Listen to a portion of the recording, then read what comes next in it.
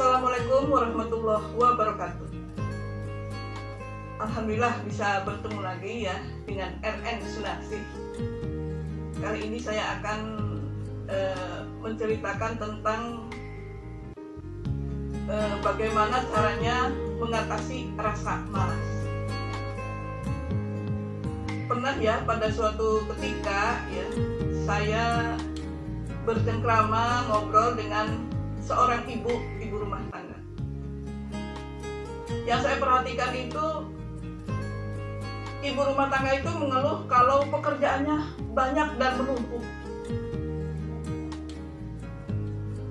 Ternyata ibu tersebut kebanyakan ngobrol di luar bersama teman-temannya. Jadi pekerjaan di rumahnya menumpuk. Nah, hal tersebut ya karena menurut dia itu merasa malas mengerjakan pekerjaan rumah tangga. Kalau misalkan pekerjaan rumah tangga dibiarkan menumpuk begitu saja, maka lama-kelamaan kan akan membuat kita stres. Wah, pekerjaan nggak selesai-selesai. Itu karena kesalahan dari diri sendiri, karena malas. Sebenarnya apa sih malas itu?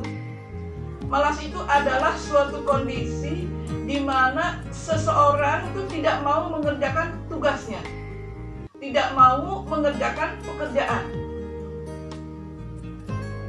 Dia merasa dirinya lelah atau kurang motivasi. Penyebabnya ya, penyebab rasa malas itu banyak sekali. Bisa karena kurang motivasi, kemudian tidak punya target ke depan, tidak punya tujuan yang jelas, kemudian ya pola hidup yang salah, pola hidup yang buruk ya, jadi dia itu tidak punya keinginan, tidak punya cita-cita menjadi lebih baik lagi. Kemudian penyebab rasa malas yang lain, misalkan dia itu kelelahan, atau misalkan kurang nutrisi ya, kurang zat gizi ke dalam tubuhnya sehingga dirinya merasa letih, lemah, lesu, seperti itu. Atau juga karena adanya kebiasaan kalau dirinya suka menunda-nunda pekerjaan. Itu adalah penyebab malas. Sebenarnya ya, yang saya tahu rasa malas itu wajar ya, wajar. Kadang-kadang kita juga pernah ya malas ya, pernah malas sebagai ibu rumah tangga, sebagai ada juga mahasiswa, ada juga pelajar, ada juga seorang ayah. Kadang-kadang juga ada rasa malas. Namun rasa malas itu tidak boleh dibiarkan berlarut-larut. Karena kalau rasa malas dibiarkan berlarut-larut, maka akan menurunkan produktivitas diri. Yang seharusnya maju, jadi tidak maju. Yang seharusnya pekerjaan cepat selesai, jadi menumpuk. Yang seharusnya lulus tepat waktu, jadi tidak tepat waktu. Itu adalah hal-hal yang membuat seseorang itu menjadi malas. Kemudian, apa solusinya supaya kita tidak malas? Satu ya, harus punya motivasi. Harus punya target ke depan. Harus ada rencana harian, rencana mingguan, rencana bulanan. Harus punya planning yang jelas ke depan supaya kita benar-benar mengoptimalkan waktu. Sangat disayangkan kalau misalkan waktu berlalu begitu saja tanpa kita melakukan suatu aktivitas yang berarti. Kemudian yang selanjutnya adalah solusinya kita itu harus makan yang bergizi. Karena salah satu alasan dari malas ya itu karena kurang nutrisi. Jadi letih, lemah, lesu, itu karena kurang zat gizi yang masuk ke dalam dirinya, sehingga timbullah rasa malas. Kemudian yang selanjutnya ya, rasa malas itu disebabkan karena kelelahan. Misalkan dia malamnya melekan, kurang tidur, atau misalkan dia ngobrol sampai larut malam dengan teman-teman, sehingga yang seharusnya dia istirahat, dia tidak melakukan istirahat. Ya, hal-hal tersebut akan membuat dirinya malas. Kerugian dari malas ya, bagi seorang ibu rumah tangga, pasti pekerjaan akan menumpuk. Pekerjaan akan menumpuk, tidak akan terselesaikan. Sebagai ibu rumah tangga ya, kadang misalkan kita ya, saya aja kalau lihat orang yang malas itu, kalau saya itu terus terang aja nggak suka.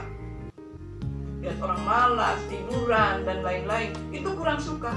Karena malas itu banyak efeknya, banyak negatifnya. Dan tidak ada positifnya ya, malas. Kemudian ya, solusi selanjutnya harus selalu aktif bergerak. Karena orang yang malas itu, dia itu tidak pernah aktif bergerak, maunya berdiam diri saja, duduk manis, tiduran, tidak mau bekerja keras, tidak mau belajar keras, hanya ingin istilah Jawanya ya, hanya ingin disuapin saja. Kalau orang malas kan seperti itu. Jadi pekerjaannya itu tertunda-tunda. Kemudian tadi bagi seorang ibu rumah tangga ya, kalau bagi seorang mahasiswa, kalau misalkan malas, maka yang seharusnya dia lulus tepat waktu, jadi tidak tepat waktu. Skripsinya tertunda-tunda, sehingga akan membebani orang tua. Lama-kelamaan kan sekolah kan makan biaya.